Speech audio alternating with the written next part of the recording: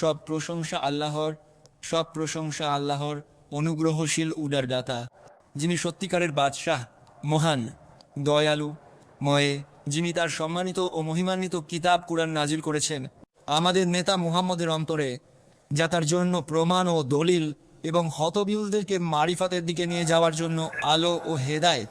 আদনানের বংশের প্রিয় নবী মুস্তফা মুহাম্মাদের উপর আল্লাহর সালাত ও সালাম, তার পরিবার ও সম্মানিত হিদায়তদাতা সাহাবাদের উপর, আর যারা সত্যভাবে তাদের অনুসরণ করে কিয়ামতের দিন পর্যন্ত। অপরাধ এই বরকতময় সোমবারের একটি অধিবেশনে আপনাদেরকে স্বাগতম, যেখানে আমরা আমাদের নেতা সৃষ্টির সেরা মুহাম্মদ শাহ এর উত্তরাধিকারীদের কাছ থেকে আয়াত, ইঙ্গিত ও নির্দেশনা গ্রহণ করব এবং সভা ও সমাবেশ শুরু করার জন্য সর্বোত্তম হলো স্রষ্টা বাদশাহ আল্লাহর কালামের আয়াতসমূহ। এবং আমাদের সাথে আছেন ছাত্র আহমেদ গনি শারী, আল্লাহ তার উপর বরকত দান করুন। তিনি শুরু করতে পারেন।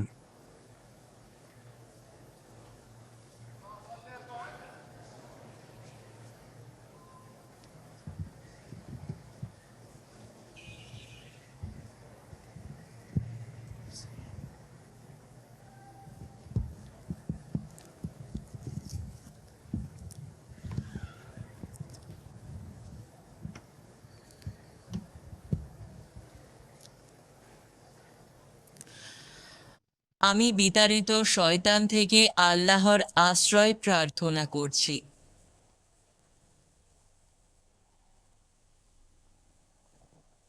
আর তালাক প্রাপ্তা নারীরা 3 কুরু পর্যন্ত নিজেদেরকে প্রতীক্ষায় রাখবে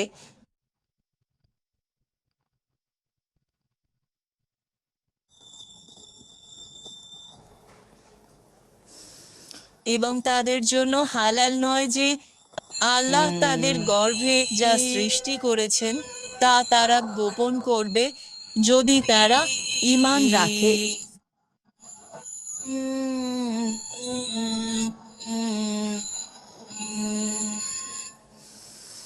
যদি তারা আল্লাহ ও শেষ দিনের প্রতি ঈমান রাখে।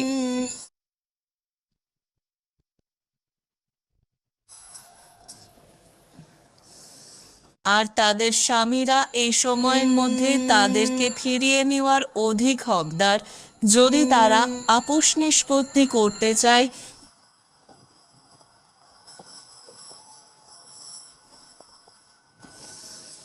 এবং নারীদের জন্য রয়েছে বিধি মোতাবেক অধিকার, যেমন তাদের উপর রয়েছে পুরুষদের অধিকার, আর পুরুষদের তাদের উপর এক ধাপ মর্যাদা রয়েছে। আর আল্লাহ পরাক্রমশালী, প্রজ্ঞাময়।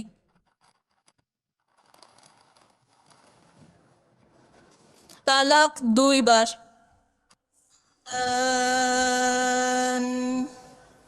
অতঃপর হয় বিধি মোতাবেক রেখে দেবে অথবা সদয়ভাবে বিদায় দেবে।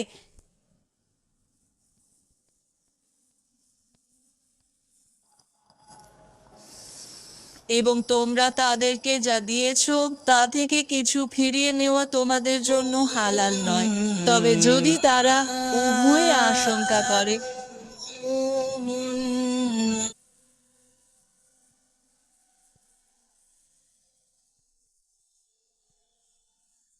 তবে যদি তারা উভয়ে আশঙ্কা করে যে তারা আল্লাহর সীমা রক্ষা করতে পারবে না।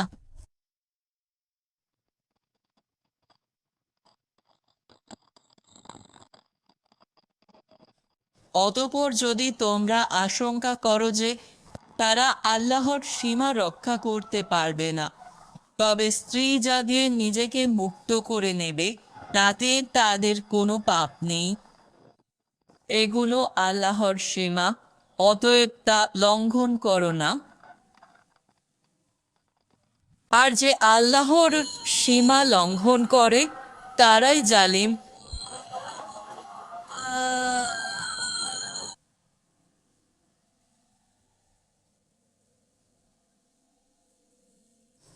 অতঃপর যদি সে তাকে তৃতীয়বার তালাক দেয়, তবে সে তার জন্য হালাল হবে না যতক্ষণ না সে অন্য কোনো স্বামীকে বিয়ে করবে। অতঃপর যদি সে তাকে তালাক দেয় তবে তাদের উভয়ের কোনো পাপ নেই যদি তারা উভয়ে পুনরায় সম্পর্ক স্থাপন করে। তবে তাদের উভয়ের কোনো পাপ নেই যদি তারা উভয়ে পুনরায় সম্পর্ক স্থাপন করে, যদি তারা মনে করে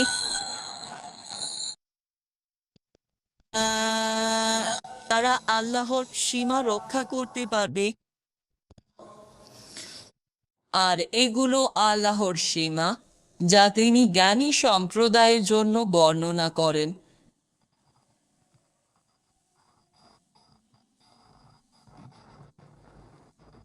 আর যখন তোমরা নারীদের তালাক দাও এবং তারা তাদের ইদ্যতের মেয়াদের শেষ প্রান্তে পৌঁছে যায় তখন তাদেরকে বিধি মোতাবেক রেখে দাও।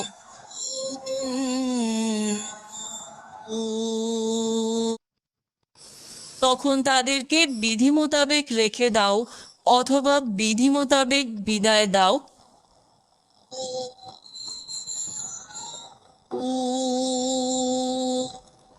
এবং সীমা লঙ্ঘন করার উদ্দেশ্যে তাদেরকে কষ্ট দেওয়ার জন্য আটকে রেখো না। আর যে তা করবে সে নিজের উপরে জুলুম করবে। আর আল্লাহর আয়াতসমূহকে ঠাট্টা বিদ্রুপের বস্তু বানিও না এবং তোমাদের উপর আল্লাহর নিয়ামতকে স্মরণ করো।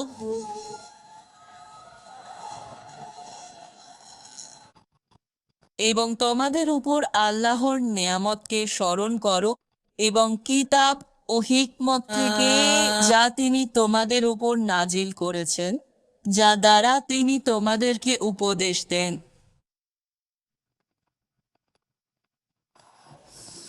এবং আল্লাহকে ভয় করো এবং জেনে রাখো যে আল্লাহ সব কিছু সম্পর্কে সম্যক অবগত।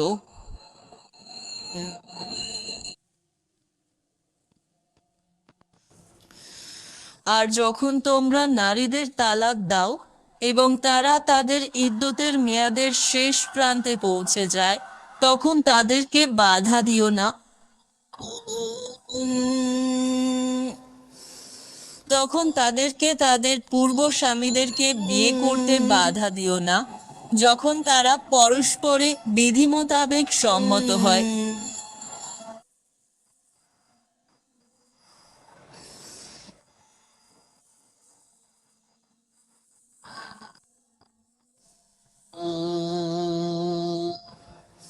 এই দ্বারা তোমাদের মধ্যে যে আল্লাহ ও শেষ দিনের প্রতি ঈমান রাখে তাকে উপদেশ দেওয়া হচ্ছে।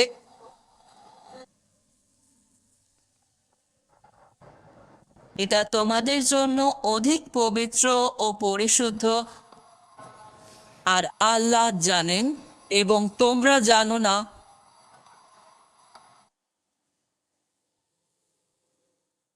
মহান আল্লাহ সত্য বলেছেন।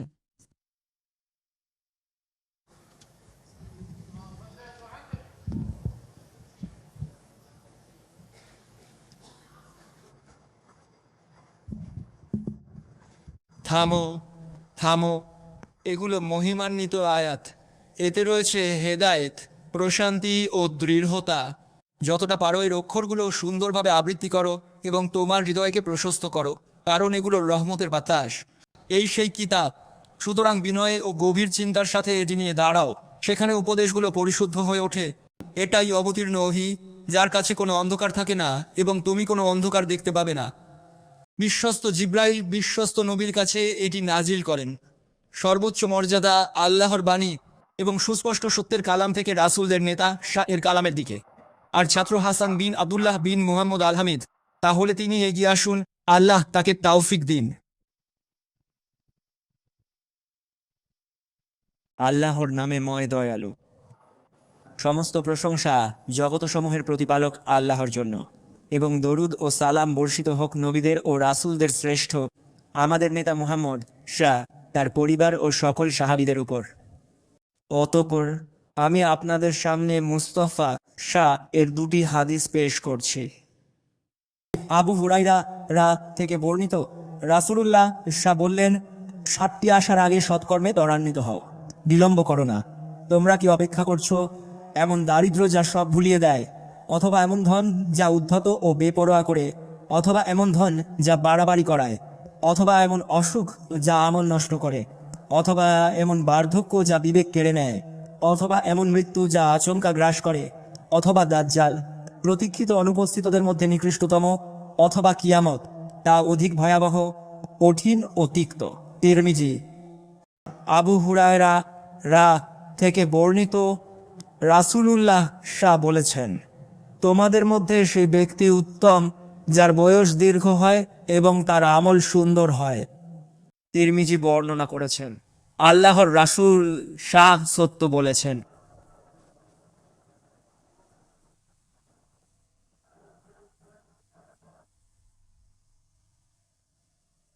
আপনি সেই ব্যক্তি যার মমতার জন্য জড় পদার্থ কেড়েছে এবং যেদিন আপনাকে দেখেছে সেদিন পশু আপনার কাছে অভিযোগ করেছে, আর খেজুর গাছের গুণী আপনার সাক্ষাতের জন্য আকুল হয়ে ক্রন্দন ও আর্তনাদ করত, যা শোনা যেত। আমাদের প্রশংসা ও স্তুতি আপনার কি বৃদ্ধি করবে? আমাদের প্রশংসা ও স্তুতি আপনার কি বৃদ্ধি করবে? অথচ আল্লাহ কুরআনে আপনার পবিত্রতা বর্ণনা করেছেন। হে হেদায়েতের ধ্বজা, আল্লাহ আপনারই দরুদ দিন যতদিন প্রেমিক আপনার সাক্ষাৎ চায়, এবং দিশা দানকারীর বাণী থেকে আমরা আপনাদের নিয়ে গাইগান ও নাশিদে অগ্রসর হচ্ছি।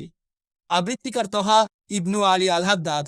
তাহলে তিনি এগিয়ে আসুন, আল্লাহ তার পদক্ষেপ সুদৃঢ় করুন।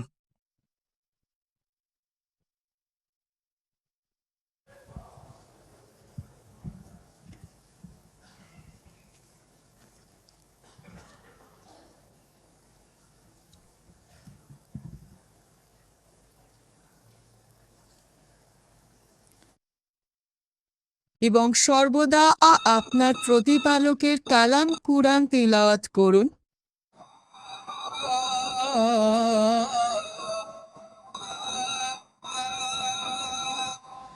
এবং সর্বদা আপনার প্রতিপালকের কালাম কুরআন তিলাওয়াত করুন।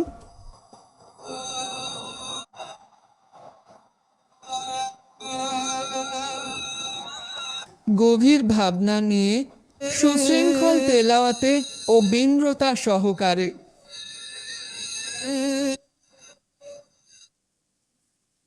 গভীর ভাবনা নিয়ে, সুশৃঙ্খল তেলাওয়াতে ও বিনম্রতা সহকারে।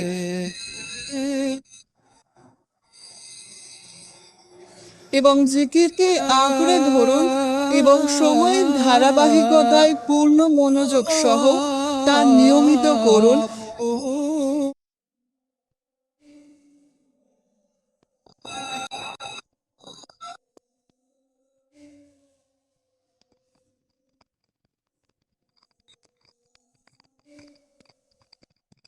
কারণ এটি প্রতিটি হেদায়েতপ্রাপ্ত হৃদয়ের জন্য খাদ্য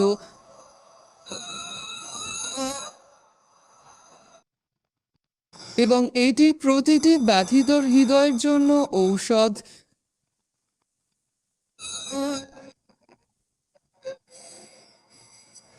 এবং আপনার উপর সালাত অপরিহার্য, সুতরাং তার হক ও আপনার রবের দিনে তার স্থান জানুন এবং বিনীত হন।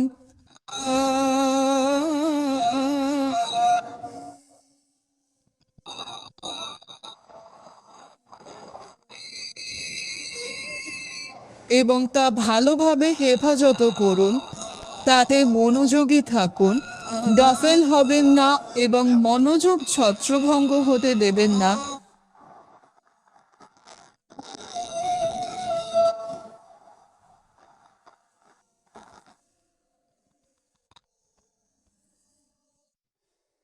এবং রোজা, যাকাত এবং আল্লাহর ঘরে হজ। সুতরাং আপনার ফরজগুলো আদায় করুন এবং তাতে দ্রুততা করুন।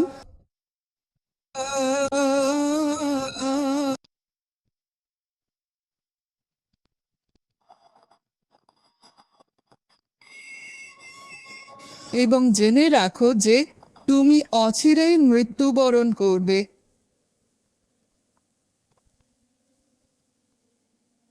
সুতরাং তোমার মৃত্যুকে স্মরণ করো এবং খারাপ পরিণতির ভয় করো।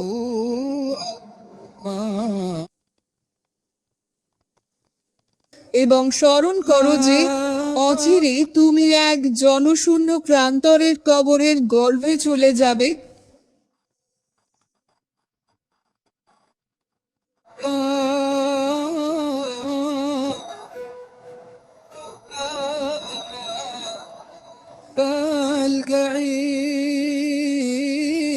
এবং কবর থেকে পুনরুত্থান হয়ে হাসরের ময়দানে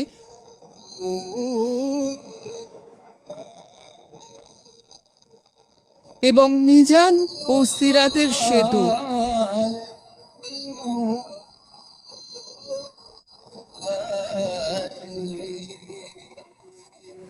তারপর গন্তব্য হয় জান্নাত ও তার নিয়ামত, অথবা জাহান্নামের আগুন ও ভয়াবহ শাস্তি।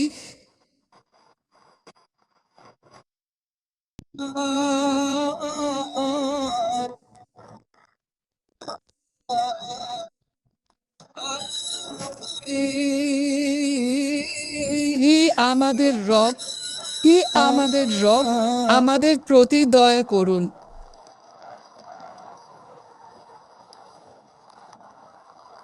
এবং আমাদের ক্ষমা করুন, দয়া করুন, মিল মুহাব্বত দান করুন এবং আমাদের একত্র করুন।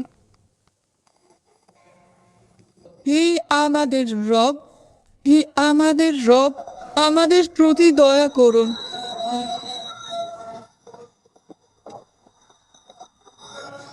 এবং আমাদের ক্ষমা করুন, দয়া করুন, মিল মুহাব্বত দান করুন এবং আমাদের একত্র করুন। হে আমার রব, আমাদের ত্রুটি পূরণ করুন এবং যা আপনাকে আমাদের প্রতি সন্তুষ্ট করে তার জন্য আমাদের তৌফিক দিন। আপনি সর্বোত্তম শ্রবণকারী যাকে ডাকা হয়।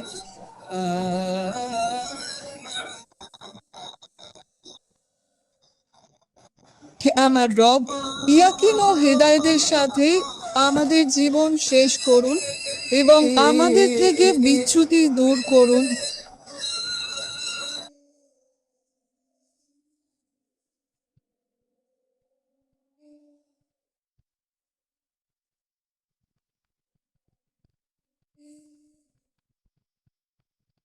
হে আমার রব, আমাদের এবং আমাদের প্রিয়জনদের আপনার ফেরদাউসের গৃহে একত্রিত করুন, যা সর্বোত্তম স্থান।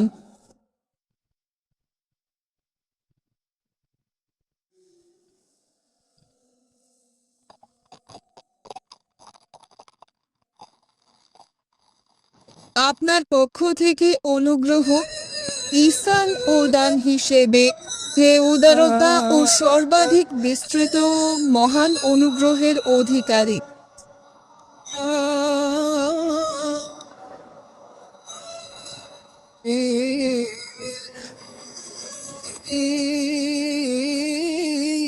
এবং আপনার নির্বাচিত নবী সর্বোত্তম সুপারিশকারীর জন্য আপনার দরুদ ও সালাম বহুগুণ বৃদ্ধি করুন।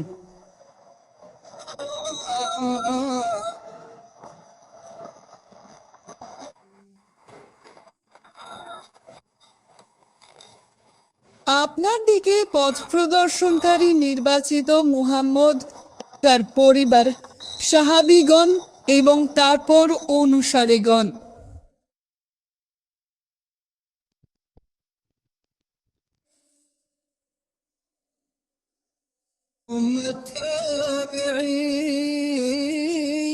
এবং এর সমাপ্তিতে কারিম আল্লাহর প্রশংসা। এটি শেষ হয়েছে। অতএব হে আমার উপাস্য, কবুল করুন এবং এর মাধ্যমে আমাদের উপকৃত করুন।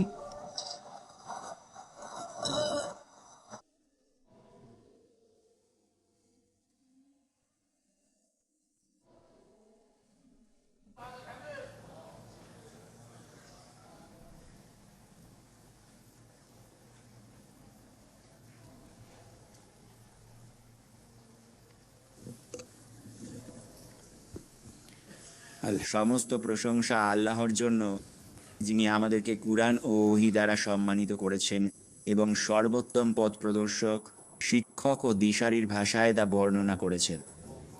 আমাদের নেতা মুহাম্মদ, যিনি সরল পথের দিশারি।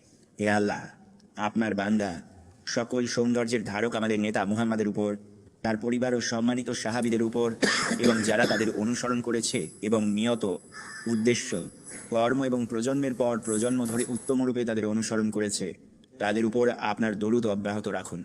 এবং তার পিতা ও ভাইদের উপর, যারা নবী ও রাসূলদের মধ্যে সম্মানিত ও মর্যাদাবান, এবং তাদের পরিবার, সাহাবী ও অনুসারীদের উপর, এবং আপনার নিকটবর্তী ফেরেশতাদের উপর, এবং আপনার সকল সৎ বান্দাদের উপর, এবং তাদের সাথে ও তাদের মধ্যে আমাদের উপরও আপনার রহমত বর্ষণ করুন, হে সর্বশ্রেষ্ঠ দয়ালু।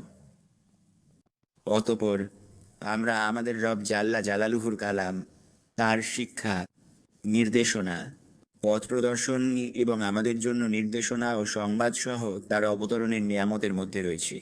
আমরা সূরা আম্বিয়ার শেষের দিকে তার মহিমান্বিত ও সুউচ্চ বাণীতে পৌঁছেছি। নিশ্চয়ই এতে ইবাদতকারী সম্প্রদায়ের জন্য যথেষ্ট বার্তা রয়েছে। হে ইবাদতকারীদের সৌভাগ্য, তাদের কাছে এমন কিছু এসেছে যা তাদের সত্য উপলব্ধি করতে সাহায্য করবে, যা তাদের মজবুত রশি আঁকড়ে ধরতে সাহায্য করবে এবং যা তাদের জান্নাতে প্রবেশ করতে সাহায্য করবে।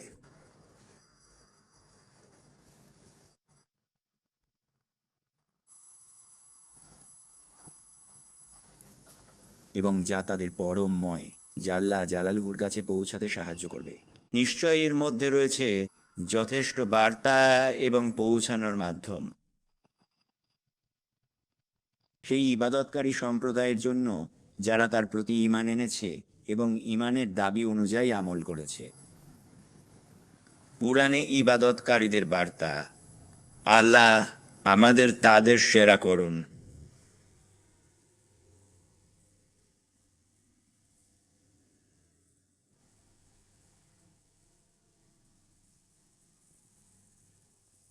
হে আমাদের বান্দা ও মনোনীত, হে নবীদের সিলমোহর, আমরা তোমাকে কেবলমাত্র বিশ্বজগতের রহমত হিসেবে পাঠিয়েছি। সাল্লাল্লাহু আলাইহি ওয়া আলিহি ওয়া সাহবিহি ওয়া সাল্লাম। সহিহ মুসলিমে বর্ণিত আছে যে তিনি সাল্লাল্লাহু আলাইহি ওয়া সাল্লাম বলেছেন, আমাকে রহমত হিসেবে প্রেরণ করা হয়েছে, শাস্তি হিসেবে নয়। এবং যখন তাকে বলা হলো মুশরিকদের বিরুদ্ধে বদদোয়া করুন, তিনি বলেন বা তিনি বলেছেন, আমাকে রহমত হিসেবে প্রেরণ করা হয়েছে, এবং তাকে বলা হলো। অন্য বর্ণনায় আছে, মুশরিকদের অভিশাপ দিও না।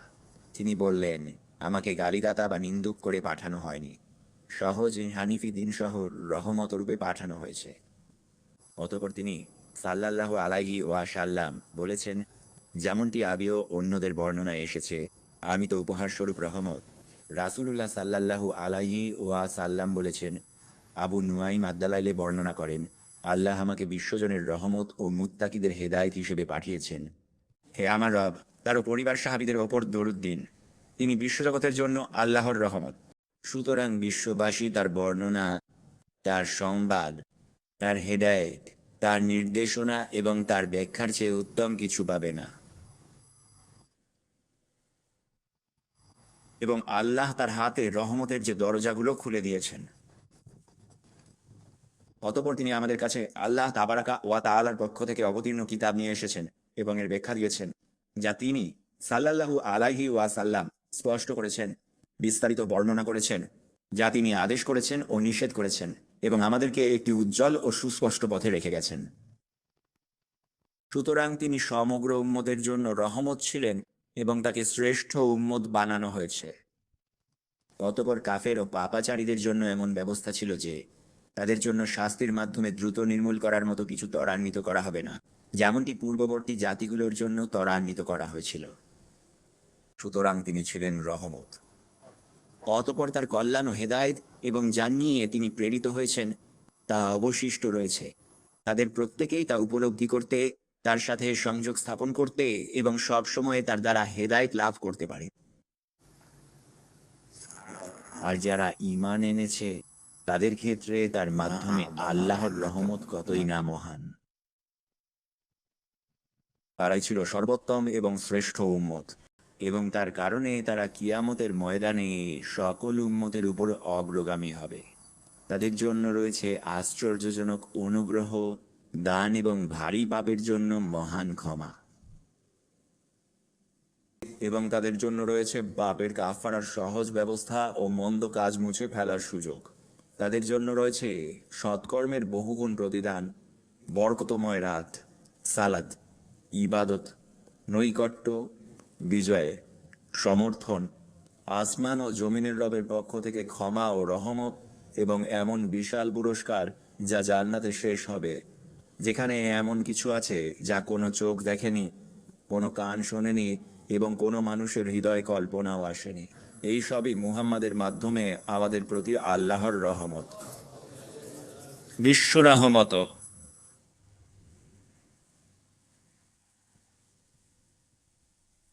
দরুদ।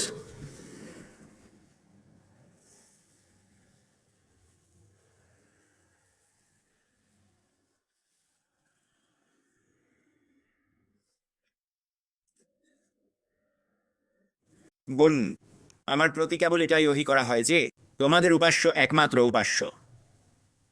আমি তোমাদের কাছে তাওহীদের বাস্তবতা ও বিশুদ্ধ তাওহীদ নিয়ে এসেছি, এবং আমি তোমাদের কাছে ঈমানের আকীদা নিয়ে এসেছি।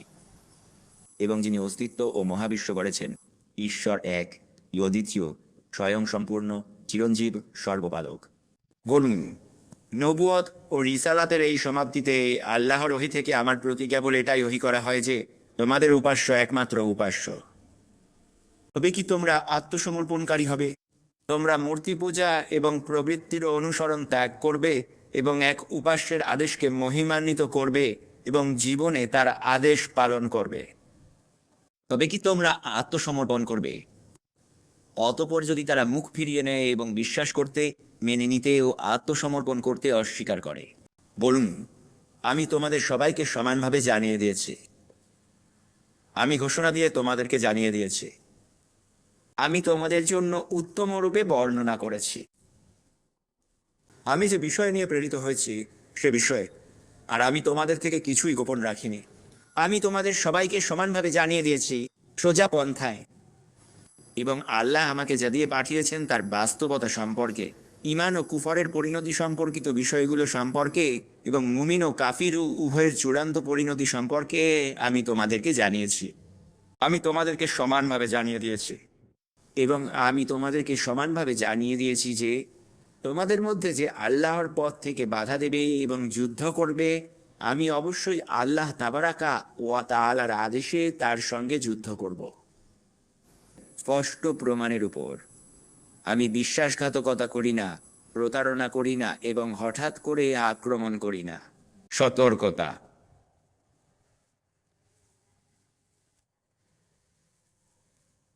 বলুন, আমি তোমাদের সবাইকে সমানভাবে জানিয়ে দিয়েছি। আমি তোমাদেরকে সোজা পন্থায় জানিয়েছি।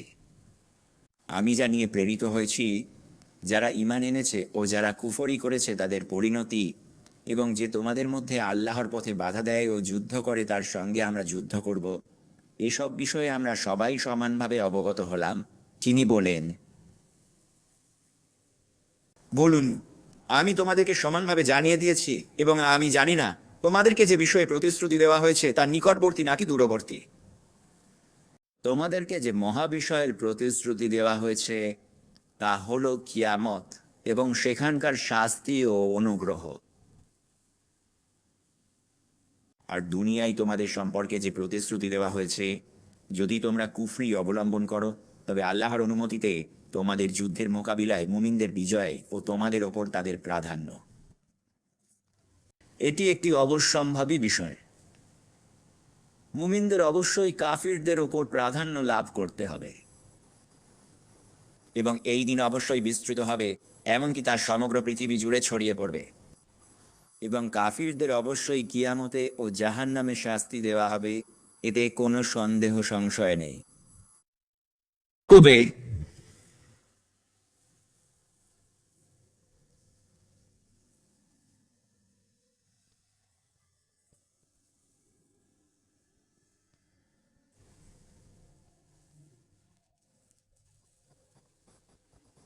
আর আমি জানি না তোমাদেরকে যে বিষয়ে প্রতিশ্রুতি দেওয়া হয়েছে তার নিকটবর্তী নাকি দূরবর্তী? কিন্তু তা অবশ্যই আসবে, এতে কোনো সন্দেহ নেই। নিশ্চয় তিনি প্রকাশ্য বিষয় জানেন। যিনি একমাত্র সত্য উপাস্য আমাকে পাঠিয়েছেন, তিনি কথার প্রকাশ্য অংশ জানেন এবং তোমরা যা গোপন করো তাও জানেন। আর যার গুণ এরকম, তারই তো ভয় পাওয়া অধিক প্রাপ্য, আর তারই প্রতি তাকওয়া অবলম্বন করা অধিক যোগ্য, এবং তার মহিমার সামনে নত হওয়াও অধিক যোগ্য।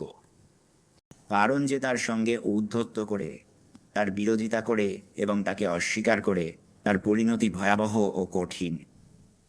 তিনি গোপন প্রকাশ্য সব জানেন, তাই তাদের কথায় দুঃখিত হবেন না। আমরা জানি তারা যা লুকায় ও প্রকাশ করে। এমন রবের ভয় ও তাকওয়া অবশ্যই প্রাপ্য।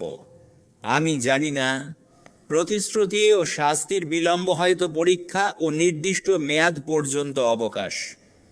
আল্লাহর লিখিত সময় আগে বা পরে হয় না, কিয়ামত নির্ধারিত। বহু কম বিলম্ব দেখে টলে গেছে। এমনকি বলা হয়েছিল, আল্লাহর সাহায্য কখন? জেনে রাখো, সাহায্য নিকট, কিন্তু বিষয় সময় সাপেক্ষ। ধৈর্য ধরো। মুত্তাকি সত্যবাদীরই পরিণাম উত্তম। খাব্বাব আম্মার অভিযোগ করলে নবী বললেন, পূর্বে লোকদের করাত দিয়ে কাটা হতো, লোহার চিরুনি দিয়ে ছিঁড়ে ফেলা হতো, তবু তারা দিন ছাড়েনি। আল্লাহ বিষয়টি পূর্ণ করবেন, কিন্তু তোমরা তাড়াহুড়ো করছো। অপরাধীরা ফুলে ফেপে ওঠে, হঠাৎ রাতে বা দিনে আমাদের আদেশ শেষে ক্ষেতের মতো কেটে দেয়। কৌমগুলো নবীদের তাড়াতাড়ি আনতে বলেছিল। নূহ বললেন, আল্লাহ চাইলে আনবেন, তখন কেউ রুখতে পারবে না। যদি আল্লাহ বিপথে রাখতে চান, উপদেশও উপকারে আসে না। নৌকায় অল্পজন ওঠে, পুত্র বলে পাহাড়ে আশ্রয় নেবে। তিনি বললেন, আজ আল্লাহর আদেশ থেকে রক্ষাকারী নেই, শুধু যার উপর তিনি রহম করেন। ঢেউ তাদের আলাদা করল, সে ডুবে গেল। এই ঘটনা যেন স্মারক থাকে। সামুদ ধ্বংস হলো প্রচণ্ড শব্দে, আজ ঝরে। বহু দৃষ্টান্ত বর্ণিত, সবাই শেষ। তাই ধোঁকায় পড়ো না। মুহাম্মদ সত্যবাদী। তিনি বলতেন, আল্লাহ প্রতিশ্রুতি সত্য করেছেন, বান্দাকে সাহায্য করেছেন, একাই দলগুলোকে পরাজিত করেছেন। বলুন, হে আমার রব, সত্যের সাথে ফয়সালা করুন, অর্থাৎ হক প্রতিভাত হোক ও বাতিল ধ্বংস। বদর ও খন্দকে আল্লাহ ন্যায় করেছেন। আমাদের রব রহমান, তোমাদের কটূক্তির বিরুদ্ধে সাহায্য প্রার্থনার স্থল তিনি। আমি তার উপর ভরসা করি। শিগগির প্রমাণ হবে কার আখিরাতের পরিণাম ভালো। জালিম সফল নয়। হে আল্লাহ, আমাদের ঈমানিয়াকিন বাড়াও, সিদ্দিকিন, সুহাদা, সালেহিনদের সঙ্গ দাও। উম্মা, পরিবার ও দেশকে সুখ দাও। শত্রুর চক্রান্ত নস্যাৎ করো। হে আমাদের রব, আমাদের গুনাহ ও সীমালঙ্ঘন ক্ষমা করো। পা দৃঢ় রাখো, কাফেরদের উপর সাহায্য করো। আমাদেরকে ফিতনার পাত্র বানিও না, রহমতে রক্ষা করো। আমাদের ও পূর্ববর্তীদের ক্ষমা করো, অন্তরে বিদ্বেষ রেখো না। আমাদেরকে তোমার সৈন্য ও প্রিয় বান্দা করো, বাহ্যবাতিন স্থির রাখো। এক মুহূর্ত নিজদের উপর ছেড়ে দিও না। যেখানেই থাকি তুমি দায়িত্ব নাও। সূরা ফাতিহার বরকতে।